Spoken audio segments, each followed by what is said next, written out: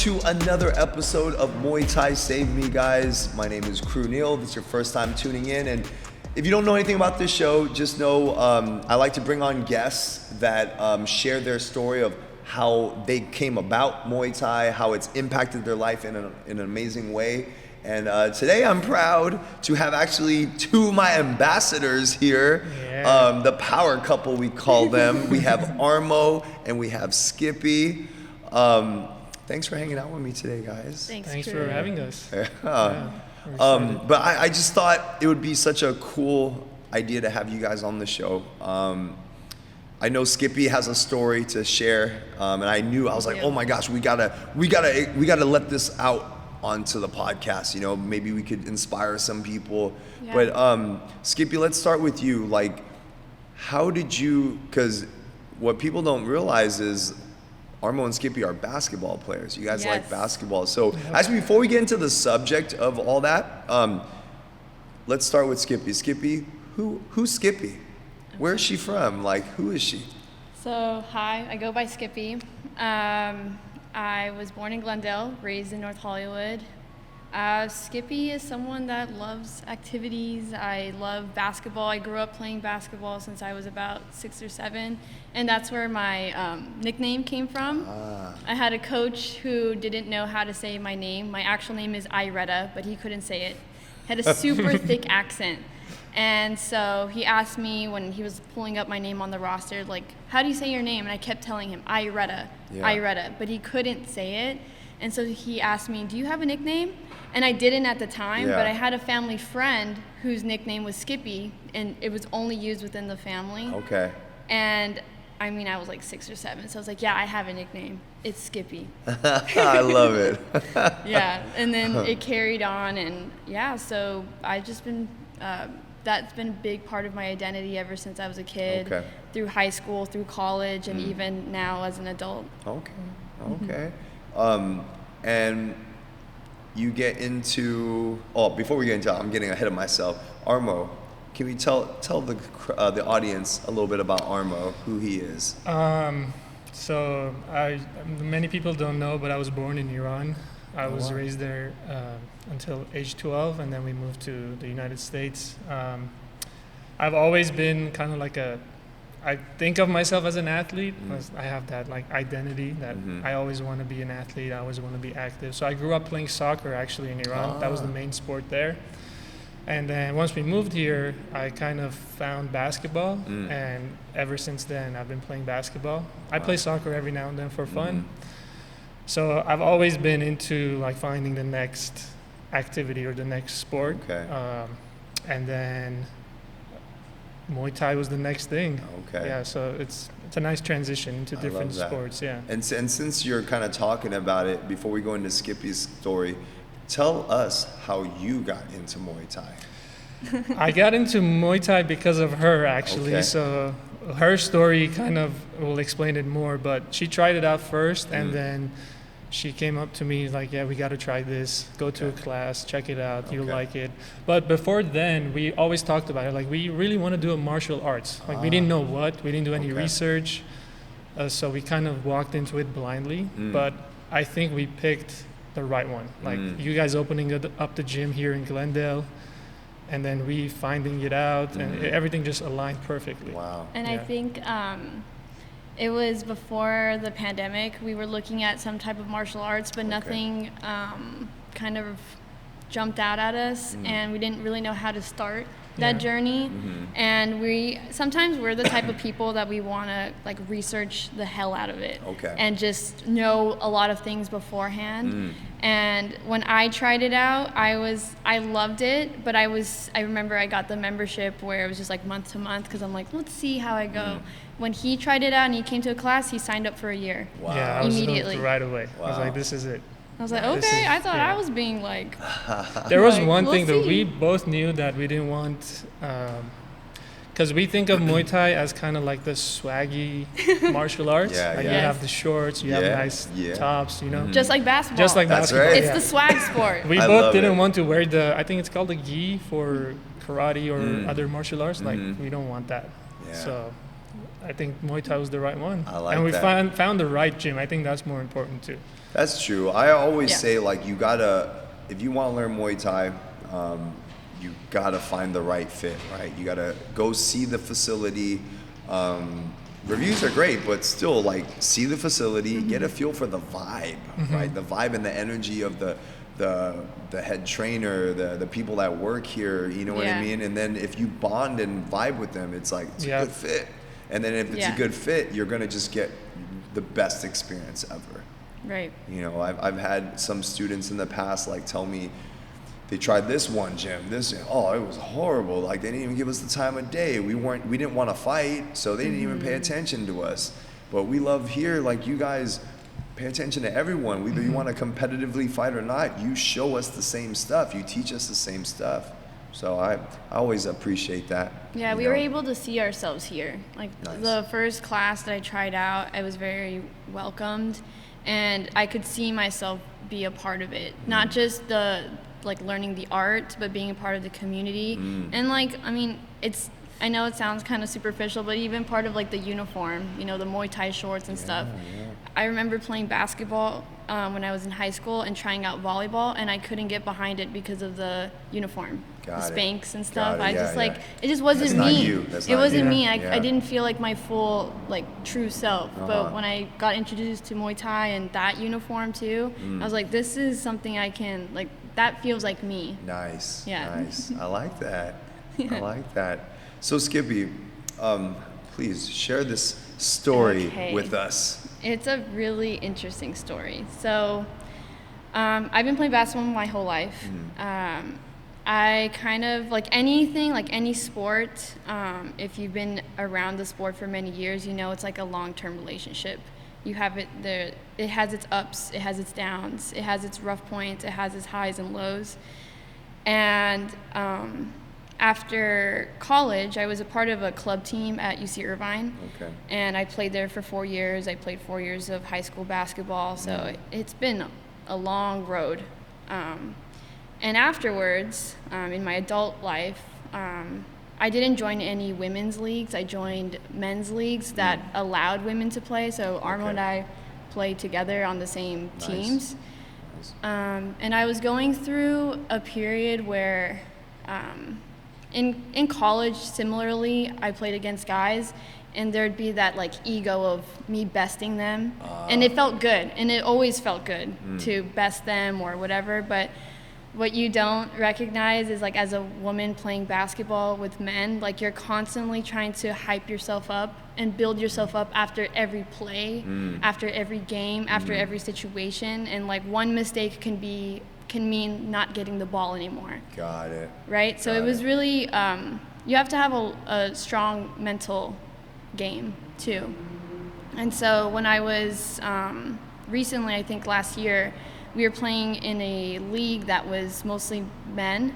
Well, actually, I would say we moved up a division because we won a championship in this Okay. adult league. Okay. And we moved up a division where there was no women. In Oh, the wow. lower division, there was, like, you know, a sprinkle here on Yeah. a couple of teams, but there was no women. It was just me and another girlfriend of mine on the team with some of the guys.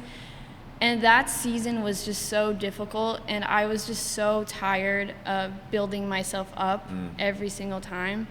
And I'm half Guatemalan, and we're really big into like spiritualism, and in Spanish it's called curanderismo.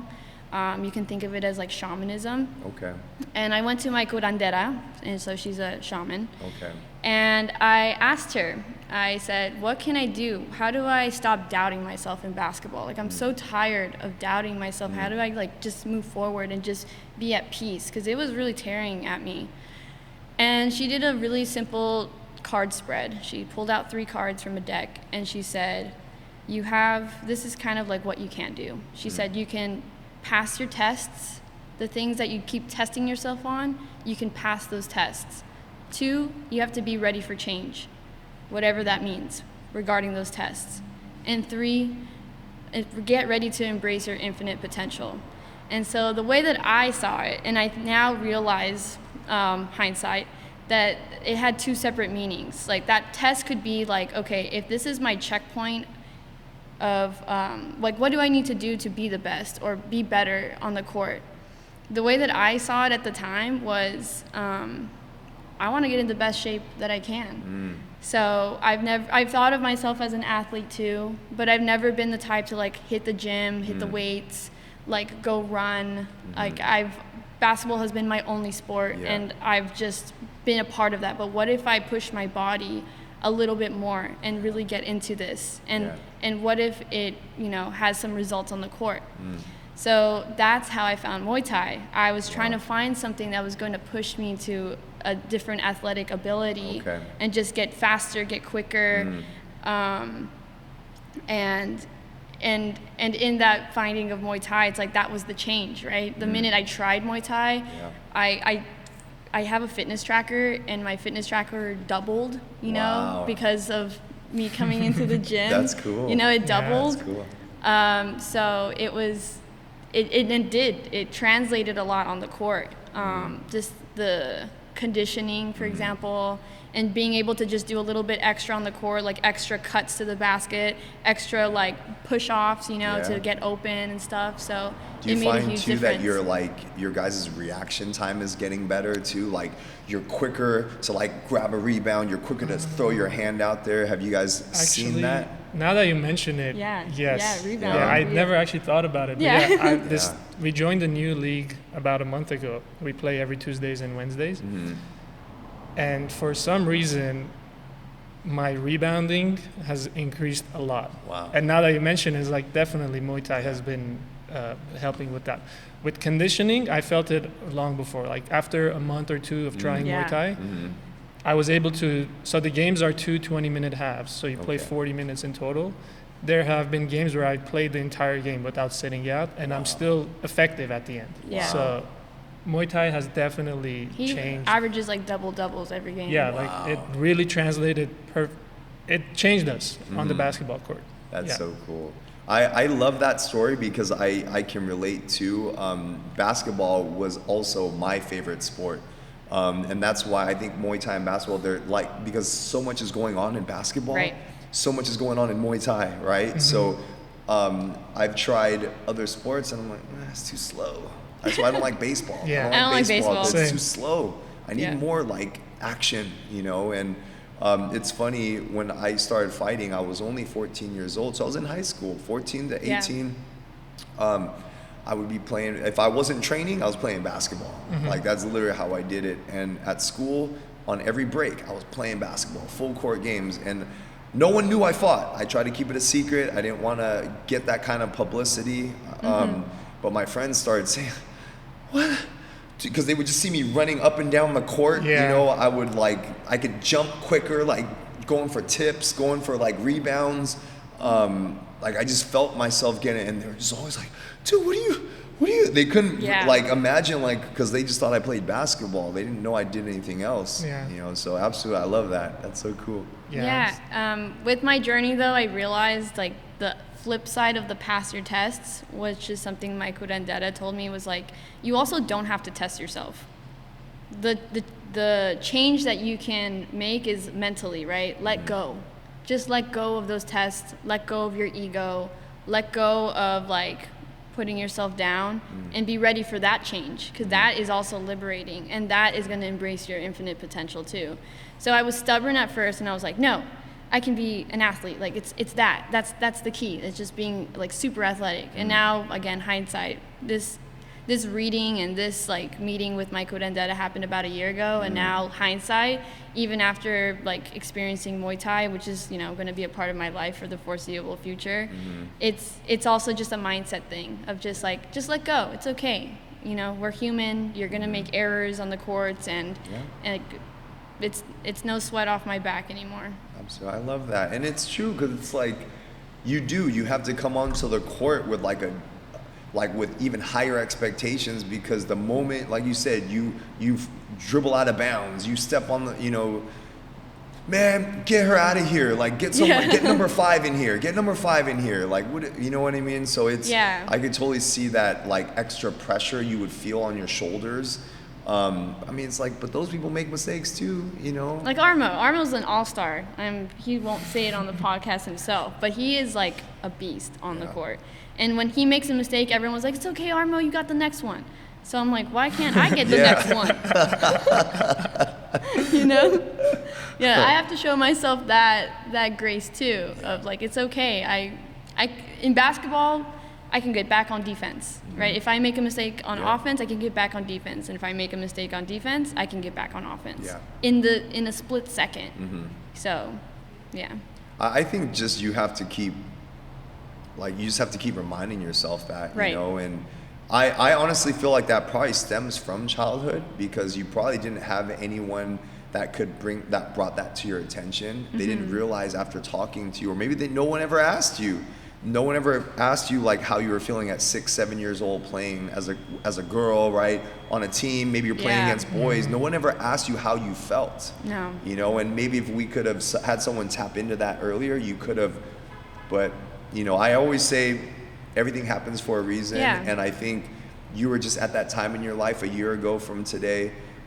You were just ready somebody to bring this out to you and in the open. And yeah, we've had constructive conversations too, where so my basketball training is very I guess like standardized. I went through Park League first, which is where most kids start.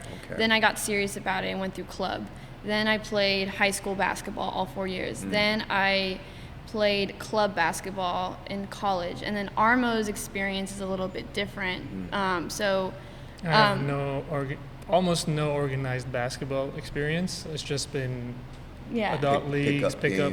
And he's been around some really awesome people that can kind of guide him with certain basketball IQ things. So my basketball IQ, I would say, is pretty high. Not to like, you know, not to like.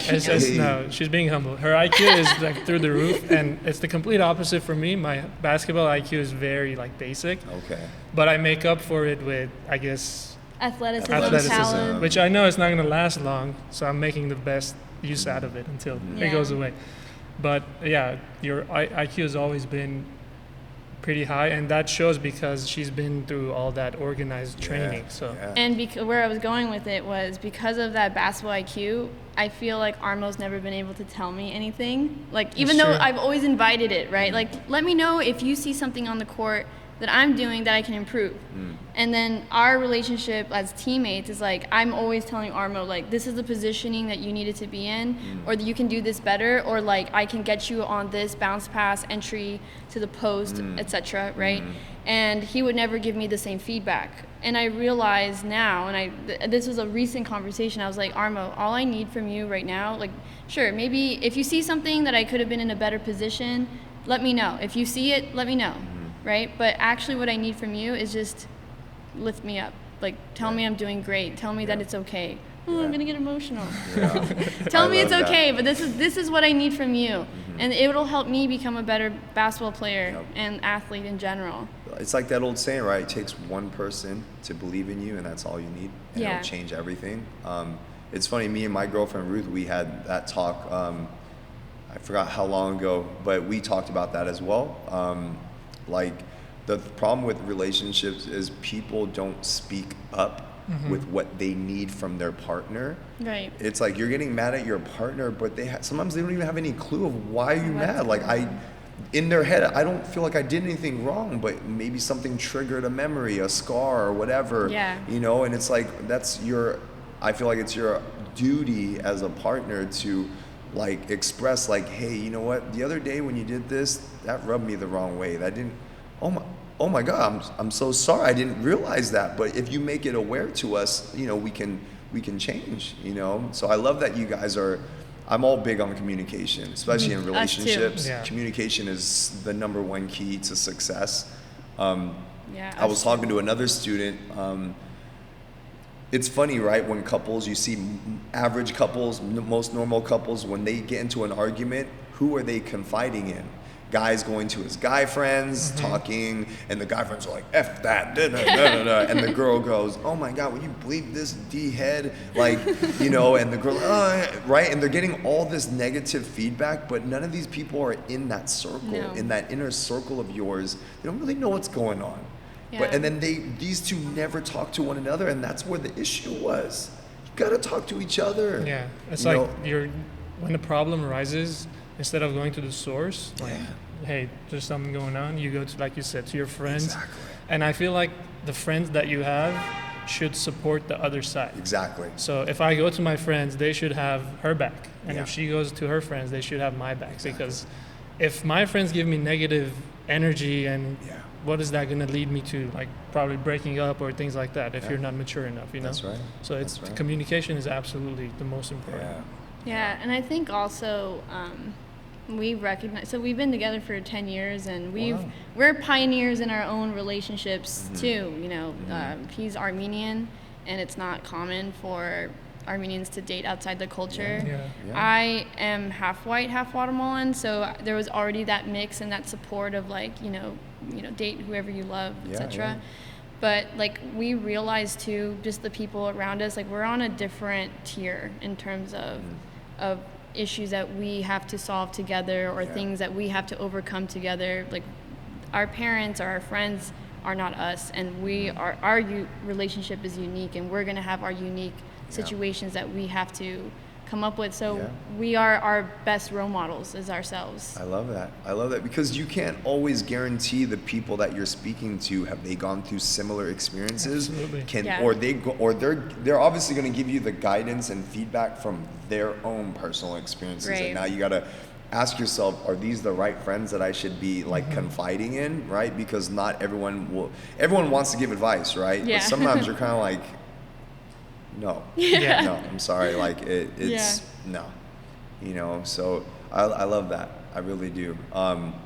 It shows why you guys have been together for 10 years. Yeah. You know what I mean? That's a great accomplishment, especially in today's age. I just feel like in social media, right, we have like so many accessed resources to easily like get a private DM, you know, send a pic here, send a pic there, all these dating apps, and it's like it's so easy to have temptation thrown in your face, you know. So it's cool to see couples like yourselves that still communicate and understand that concept of like just keep it within us, like our inner circle, you know what I mean? I'm glad we didn't have to do all that. Like we met playing basketball too. So we met on the court. Look at that.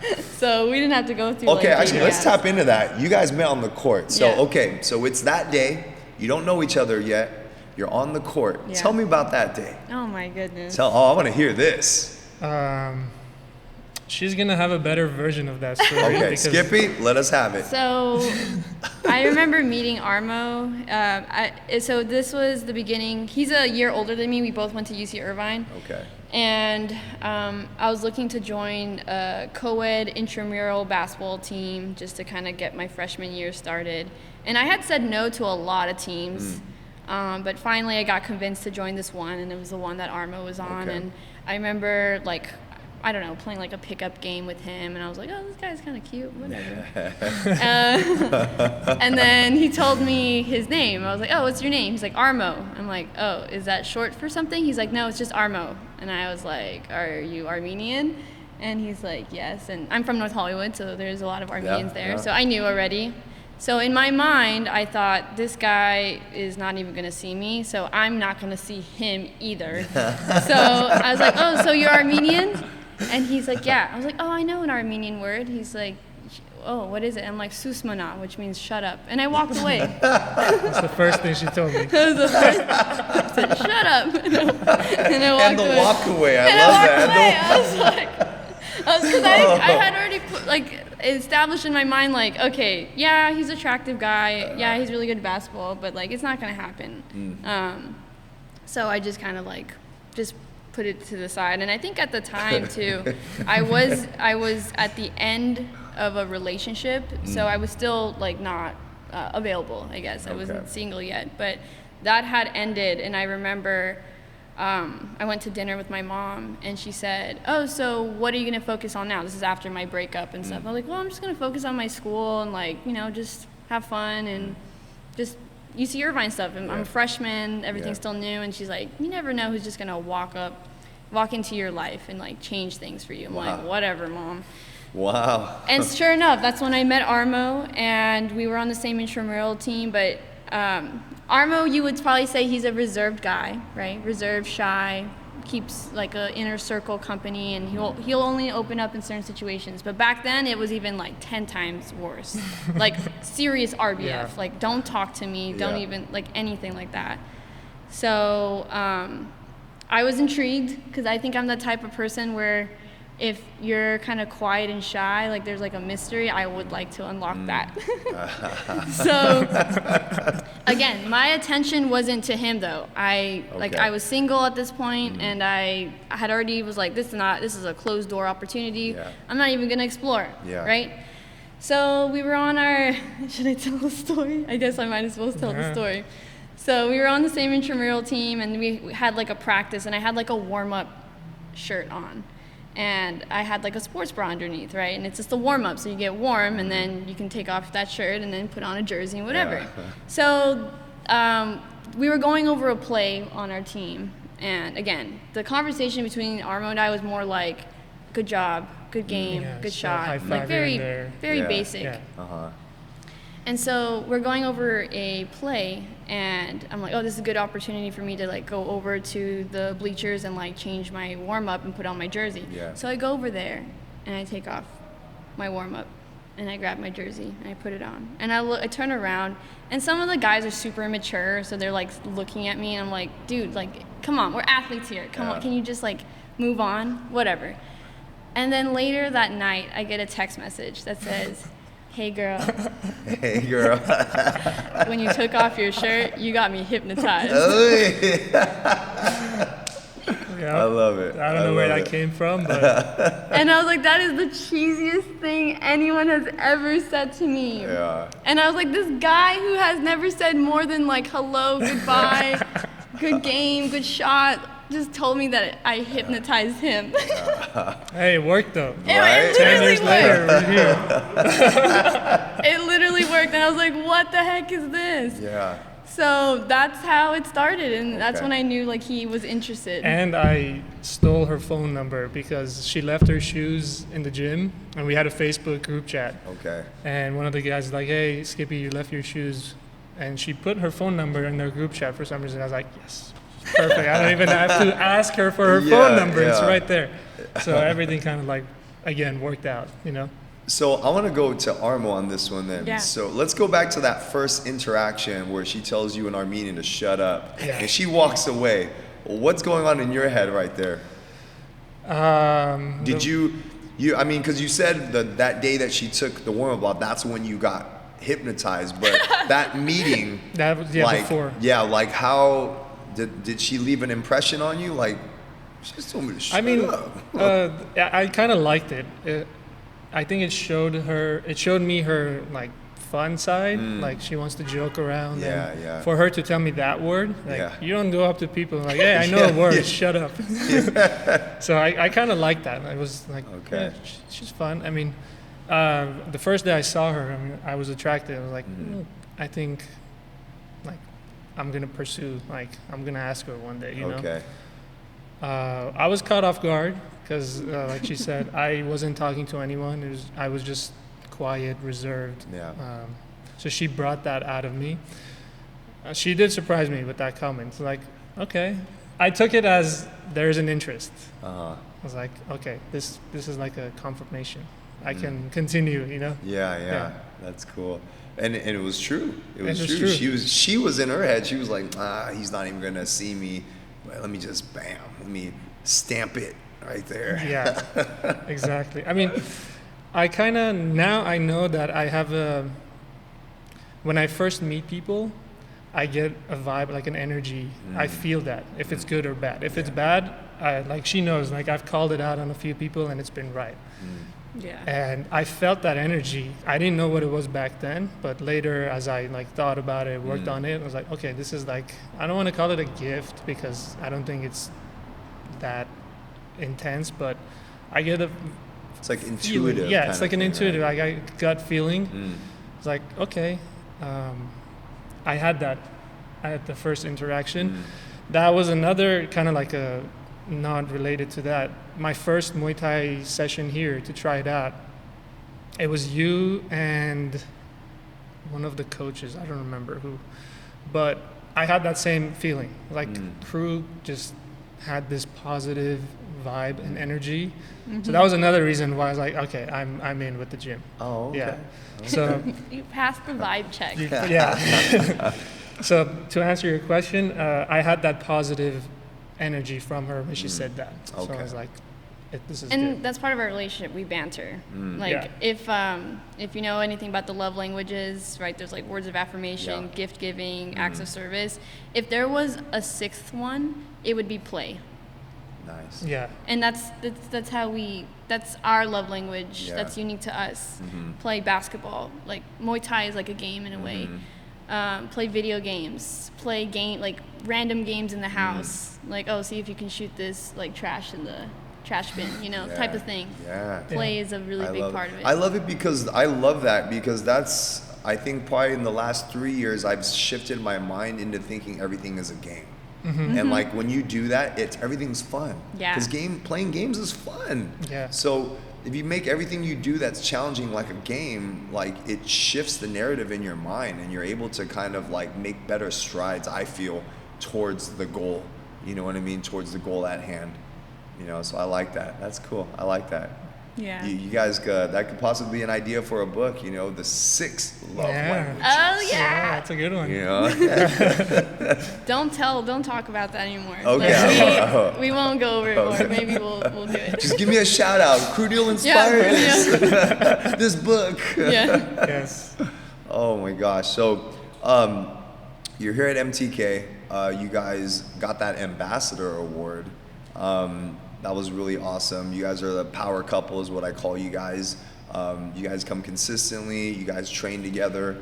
What are some of your goals now, like with you guys taking on Muay Thai? It's become a part of your life now, right? Yeah. I know sometimes you even express to me like when you don't come, you guys feel off, right? Yeah. Like it's become that much of a staple in your guys' life. Yes. What are some small goals or even big goals that you have for yourself with the Muay Thai journey? Like what would you like to see more of for you guys? I will say to becoming a fighter was never our goals. Like we mainly wanted to do this as like a backup to basketball. It's always good to train your body differently. Yes. Because you get used to the same movements all the time. Yeah. You feel like it's not affecting anymore. But the second thing was just self-defense, Love that. Like today's world, everyone's, like, you don't know who you're going to meet. And just to have a little bit of a knowledge to know how to protect yourself, protect the people you're with. Yeah. So that's, I think going forward, that's going to be a bigger goal to actually like sharpen our skills and learn more. I love that. So yeah, I think the main two are just self-defense and conditioning, strengthening, like just training our bodies. I love that. Yeah. Fun fact, an old mentor of mine, his name is Kru Kim. He's probably like 80 something years old now. And when he found out I played basketball, he has a heavy Thai accent. He would say, "New, when you go down the lane, flying knee. When you go to lay up, flying knee. Put your knee out, hit him in the chest." And I was like, "Oh, I like this." He's like, "Anyone try?" He would talk about using your elbows. Yeah. He's like, you know what I mean? And I was like, I like this Kru Kim guy. Because he was giving me like cool little tips I could use, against like really aggressive or just people that are just, so I thought it was pretty fun. Yeah, have you guys ever used any Muay Thai in your basketball? No. I throw some nasty elbows, so they've only gotten worse. I will say the movements are actually pretty similar. Like the elbows we throw, you can use that on a spin. Yeah. The knee on the layups. Yeah. And one of the reaction time that you talked about earlier comes from the elevation of the ankles. I think that translates really well into basketball. Yeah. For me, it's the contact. So I tore my ACL when I was in high school, and so I was a shooting guard, and I became a point guard after I recovered. And that's where my IQ came in, where I'm like, okay, now I'm going to set other people up. But I never, I used to be a slasher, which means that I would get past my defender, and I would always go for the contact to get the foul, to get the easy 2 free throws. Okay. And my game has never gone back to that. I wow. never reverted back to that. Now I'm more of a point guard, and I'll still like score and stuff, but I like setting people up. So with Muay Thai, with sparring, you know, it's legal contact. Yeah. In basketball, you get rewarded for illegal contact, right? Okay, I get a foul, I get to the line, but in Muay Thai, it's part of it. That's and right. you just continue on. So I think of it now more like when I'm playing that I can take a hit more now. So Nice. my goals are more just like getting more comfortable with sparring. Yeah. More gym sessions. Like it's like for us, it's like a addition to basketball, so that we become better players, but we do enjoy the sport in and of itself. So those are kind of some of our goals, I think. I love that. That's great. That's great. Guys, thank you so much for hanging out with me today. This was great. I'm so happy to hear the story too. I thought that was a fun story to share. Yeah. Now, for anyone that knows Armo and Skippy, now they know how they met. Yeah. But before we end, Skippy, Armo, do you guys have anything to share with the audience that, because it's different, right? You guys were very intrigued by something, but what about the people that maybe were going through the same thing right now? Maybe they're kind of unsure. What guidance would you give them? I would say I'm a type of person where I don't like to try new things. Like, I'm very comfortable with the stuff that I'm comfortable with. So I will say definitely go out of your comfort zone, try it out. You guys are gonna love the people here. Everyone's so supportive. All the members are supportive. They just take care of you. So I will say just try it out. Definitely. Don't be scared. I was kind of hesitant at first, especially like holding pads. Like, I really don't like that. But I took it as a challenge where it's like, okay, I don't like this, but this is a new environment. Let me just tackle it. And now I have had a couple of the members that I hold pads for. It's like, you're a really good pad holder. I was like, oh, thanks. Nice. I've actually worked hard at it. So it's very rewarding what I'm trying to say. Yeah. Absolutely. I love that. Skippy, do you have anything? So for me, I would say that another reason why I found Muay Thai was because I was looking for a better community to be a part of. I wasn't a fan of like being the only girl with a bunch of guys or just competing against a bunch of guys, and I was really looking for that community that was uplifting. A quote that I have been really loving for the past year has been, everything you want is on the other side of fear. So if you just get past that initial fear, that hesitation of I don't know if I'm going to be good at this, what if I suck, what if I don't meet anyone, what if they're not welcoming, but then you can have everything you want if everything works out. So when I came in here, like the best thing that happened was the community. Sure, the athleticism was part of it, and I got to reach some of my goals, but the thing that has really stuck with me has been the community of people. I come in here and all the coaches, and you know my name, you keep up with us. We've made friends here as well. I love that. So Absolutely. Everything you want can be on the other side of fear. So just do it. Nike. Shout out to Nike. I love it. Guys, well, that concludes another episode of Muay Thai Saved Me. If it's your first time tuning in, Muay Thai Saved Me is about bringing on guests that have Muay Thai, have an impactful meaning in their life. And if you enjoyed this episode, don't forget to like, share, and subscribe. And we'll see you next time.